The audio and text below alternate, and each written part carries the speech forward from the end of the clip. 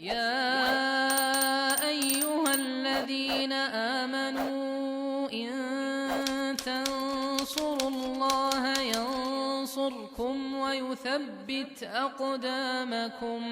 Ya, kalau seandainya maksudnya dia hanya mengingatkan, ya dia membaca untuk dia, kemudian dia ingatkan orang lain, ya wallahu alam, mana rasa ini itu bukan suatu yang dilarang. Yang ini tapi ya bahayanya nanti ya bila dikaitkan dengan azan. Ya.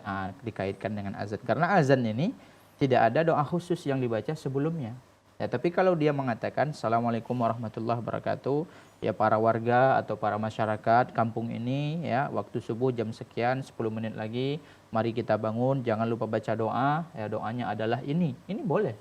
Ya, dia membacanya itu dalam bentuk mengajarkan dan mengingatkan, boleh, ya enggak masalah. Ya, karena itu merupakan mengajarkan kebaikan, ya dengan cara menggunakan sarana yaitu mikrofon, boleh.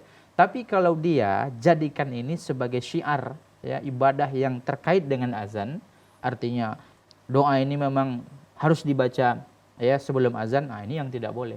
Karena kalau kita mengkhususkan suatu ibadah, kemudian kita mengkaitkan dengan ibadah yang lain, itu butuh dalil. Memang doa ketika bangun tidur ada, ya dalam hadis Bara' bin Azib dikeluarkan oleh Imam Muslim, Rasulullah SAW bersabda, "Idza istayqadha ahadukum minan naum falyaqul alhamdulillahilladzi ahyana ba'da ma amatana wa ilaihin nusyur." Dalam riwayat Tirmidzi, Rasulullah SAW bersabda, "Idza istayqadha ahadukum minan naum falyaqul alhamdulillahilladzi a'ada ilayya ruhi wa 'afani fi badani wa adzina li bidzikri." Jadi ada dua versinya.